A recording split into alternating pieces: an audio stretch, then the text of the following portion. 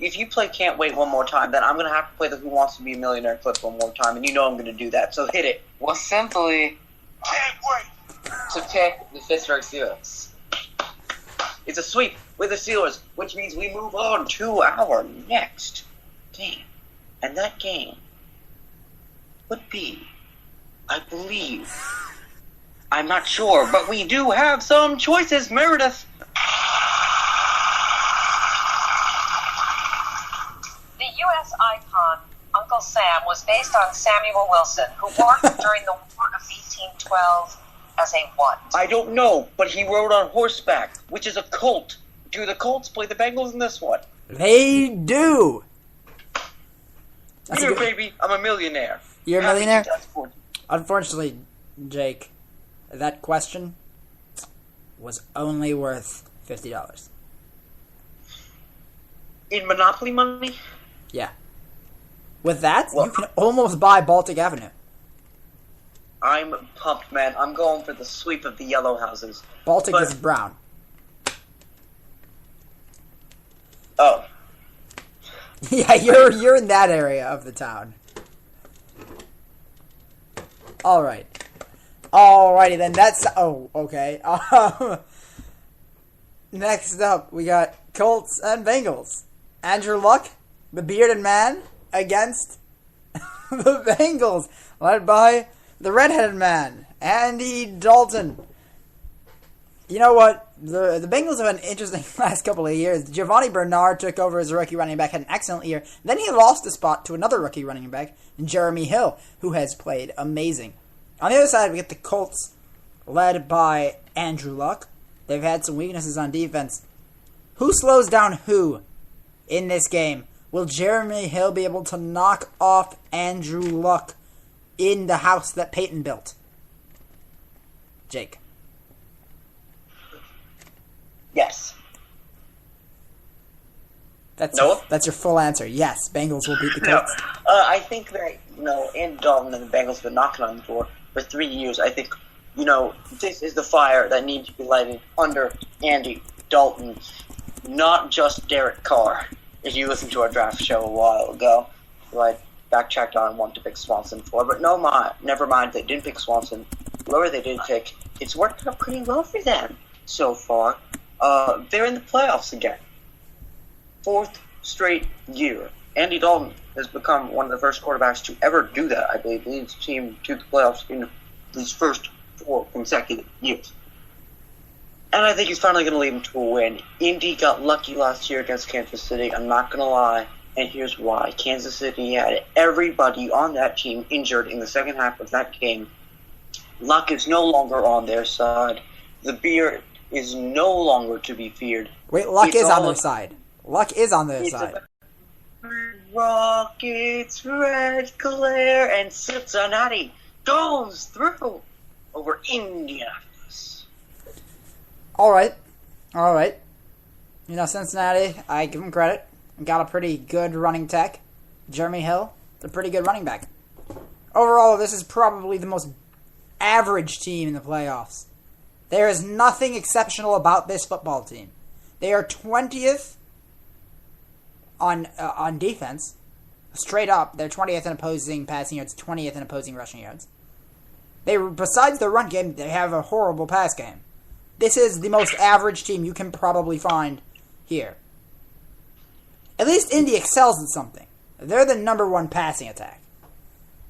And if there's something I learned last week about the Bengals, it's that going into the opposing team's house against a team that can pass the ball does not go well.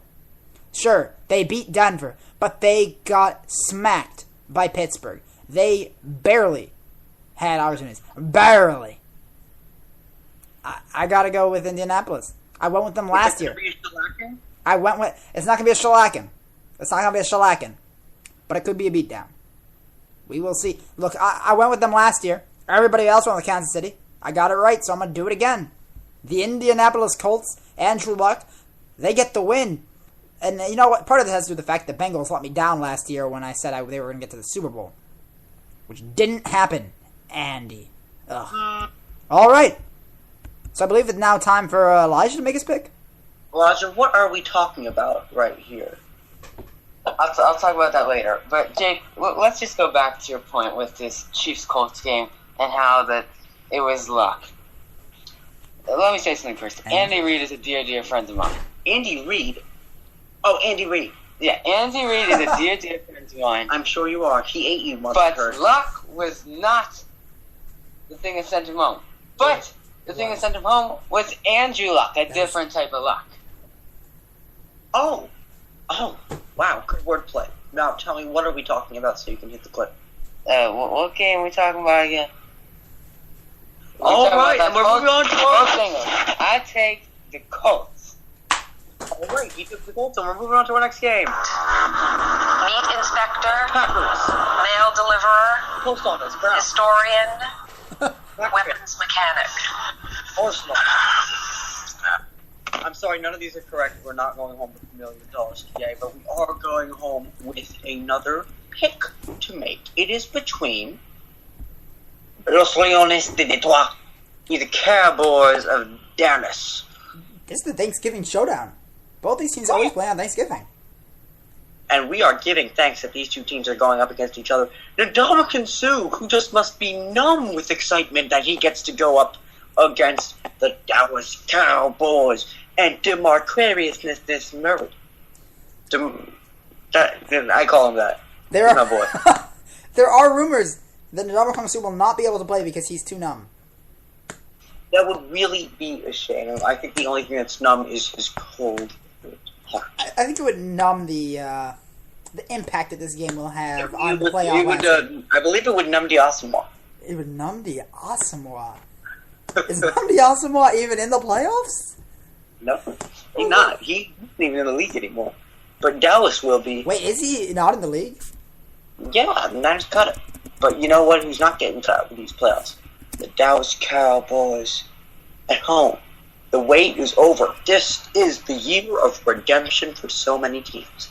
And redeemed they will be. Dallas, tired of being cast off as mediocre, as just Jerry Jones's pawns in the grand scheme of things, will once again rise back and once again make their march toward their quest to becoming, once more, America's team. But they'll be going up against the greatest Americans there are, the Lions of Detroit. It'll be a battle in the trenches, black and blue, or light blue and dark blue, if you will. And dark blue will prevail. Cowboys win. Last week, Dallas went up against Washington and they destroyed them. They absolutely destroyed Washington. It wasn't even close. And DeMarco Murray ran for 100 yards. But he's getting slow. He's getting slower. The guy just doesn't look good. But he has a week left in him. He's got 1 week left to make his mark. It's not much time, but he's got it. I think he's got that 1 week necessary to bring home a playoff win to Detroit. Des Bryant, Tony Romo, and DeMarco Murray, the big three, have had such a big impact on this Cowboys team. There was a time where the Cowboys, if they started off good, there was almost a 10-10 chance. Nearly a 10-10 chance that they would finish 8-8. Finally, they did better. 12-4. And now they've got their shot. They've got to capitalize here. And I think they do. I think the problem with Detroit is the fact that their offense, while it can step up at times, has just been so inconsistent. You never know whether you're going to get a good Joik Bell or a good Reggie Bush. Sometimes you have to deal with Theo Riddick, and you have to hope he's the guy who steps up. Matthew Stafford, he's been really inconsistent. I mean, he threw 2 interceptions against one of the worst safeties in football. He threw it right to Ryan Mundy. He threw one to Chris Conte, I believe, as well. And Chris Conte is pretty bad. This is just horrible play from Stafford over the past few weeks. Sure, he's got Megatron. I just can't see them winning. It's too much inconsistency from the Detroit Lions.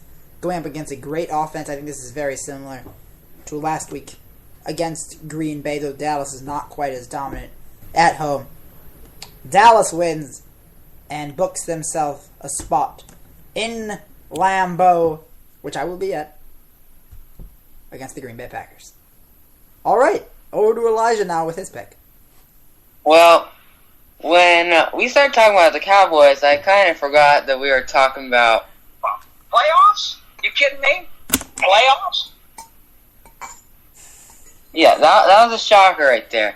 Okay, so the Cowboys, I think they've done very well this season. I don't see them losing. Tony Romo has almost turned into a true MVP candidate, but not yet. But I do see him leading the team to a win, and they'll face the Green Bay Packers. Alrighty then, I think we all went with the same people. Packers? Except Don't say for Packers? Colts. Packers? You mean meat inspectors? I'm so excited.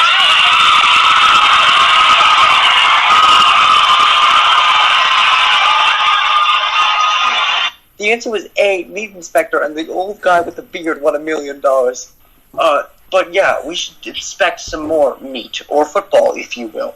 Alright. Next, Yeah. Mexican, same thing. Who is the next matchup? We don't have any. No, we don't. But we do have one thing to do before we leave. Your Super Bowl pick. My Super Bowl pick. It is the year of the redemption. And nobody needs to be redeemed more